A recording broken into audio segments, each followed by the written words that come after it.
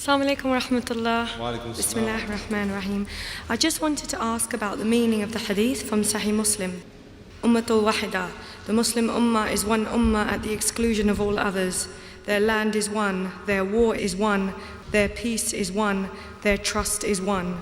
And is this hadith relevant to us Muslims living in a non-Muslim society whose armies are killing Muslims, expelling them from their homes and fighting them as we speak? The sister wants me to throw some light on the hadith of the Prophet ﷺ that the Muslim is one ummah, irrespective of whether you're living. And there are various hadith the Prophet said that it's like one body, and if one part of the body is hurt, then all the rest of the body is also in pain. So in that context, as far as the Muslim ummah is concerned, irrespective of whether you're living in a Muslim society or non-Muslim society, whether you're living in UK or America or Saudi Arabia, the Muslim ummah is one.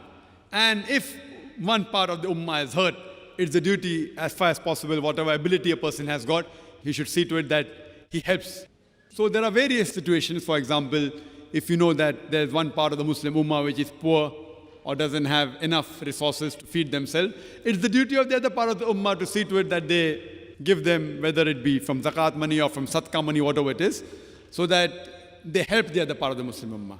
Now we know the scenario is such that we find that certain portion of the Muslim ummah, they are being attacked, they are being harmed. So whatever capacity we have and whatever ability we have got, it is a duty that we as Muslims, as the beloved Prophet Muhammad ﷺ said, that if you find anything evil, the best is to stop it with your hand. If you cannot stop it with the hand, then stop it with the tongue. If you cannot stop with the tongue, the least you can do is curse in your heart. And then if you do that, you are the lowest level of a Muslim. So when you see anything wrong, if you can stop it with the hand, do it. If you cannot stop with your hand, then try and stop it with the tongue. If you can't do that, at least curse in your heart. If you find something is happening, maybe a robbery is taking place, if Allah has given you the ability, go and stop with your hand. If you feel that the person, they have got more strength, you are a lean person and there are 10 of them, at least try and stop with your tongue. Please, mister, don't rob. If you can't do that, at least curse in your heart. Now, depending upon the ability that we have got, we have to do that. Now we find, unfortunately, that the scenario that we have, that especially after 9/11, we know that what happened in 9/11 was wrong.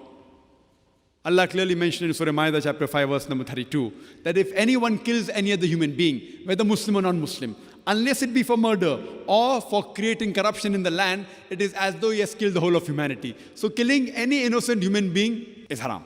So what happened in 9/11? More than 3,000 or 5,000 people were killed, innocent people. It is to be condemned. Who did it? I don't know. The media says X, Y, Z. I don't know. But whoever did it, it is wrong. What happened in London on the 7th of July, where more than 50 people were killed, innocent human being, it is to be condemned. Whoever did it is at fault. It is wrong. But what we have to realize, that unfortunately, when Muslims live in non-Muslim society, they try to be over-apologetic.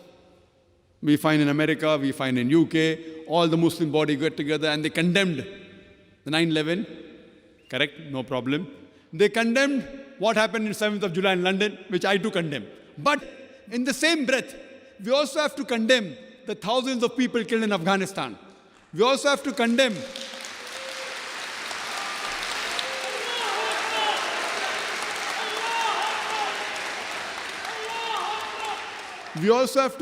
the thousands of people killed in Iraq. What's happening in Palestine? Every day Muslims are being killed. What happened in Bosnia? We have to condemn that too. Why do we stop? Unfortunately, when I read reports, all the Muslim bodies get together and they're condemning only part of it. Why? It's the same. What is wrong is wrong. If a Muslim kills an innocent human being, he has to be condemned. Similarly, if a non-Muslim kills an innocent Muslim, even he has to be condemned. Who are we afraid of? But you have to do it with hikmah. If you fear that you opening your mouth will create a problem, but don't mention wrong things. Therefore, as a da'i, we should know how to turn the tables over with hikmah. So what we have to realize, that what is wrong, we have to condemn. And believe me, I've been to America several times, in USA, in Canada, I've been to UK. The thing is that if you realize what a talk I gave on Islam and terrorism, in all time that was the topic, what we have to realize that many a times two different labels are given for the same activity of the same individual. For example, in India, there were many Indians who were fighting for the freedom about 60, 70 years back when the British were ruling India. Now, these people who fought for the freedom by the British government, they were called as terrorists. But we common Indians, we call them as freedom fighters. Same people, same activity, but two different labels. If you agree with the view of the British government that they had a right to rule over India, you have to call these people as terrorists. But if you agree with the view of the common Indians that the Britishers came to India to do business, they have no right to rule over us, then you would call these people as freedom fighters, you would call these people as patriots. Same people, same activity, but two different labels. So before you give a label, you have to first try and find out for what reason is the person striving. If you see the history of American Revolution in the 18th century, in 1775, the Americans got their freedom, the Britishers were ruling them. And the two people who were called number one terrorist was Benjamin Franklin, George Washington. According to this British government, George Washington was terrorist number one. And later on, this same terrorist number one becomes the president of America. Imagine, terrorist number one, according to British government, becomes the president of America. And he happens to be the godfather of all the American presidents to follow, including George Bush. So what we see today is whoever is in power, what he says carries weight. We can give an example of the apartheid government of South Africa, white apartheid government. They imprisoned Nelson Mandela for 25 years. They called him terrorist number one. After the apartheid government was removed in the new South Africa, Nelson Mandela became the president. A few years later, he gets the Nobel Prize for Peace. Imagine the person who was called terrorist number one is given the Nobel Prize for Peace for the same activity. Not that first he was bad and then he became good. For the same activity for which he was called a terrorist, later on he gets the Nobel Prize for Peace. What we come to know, whoever is in power, what he says turns out to be the gospel truth, which is not the case.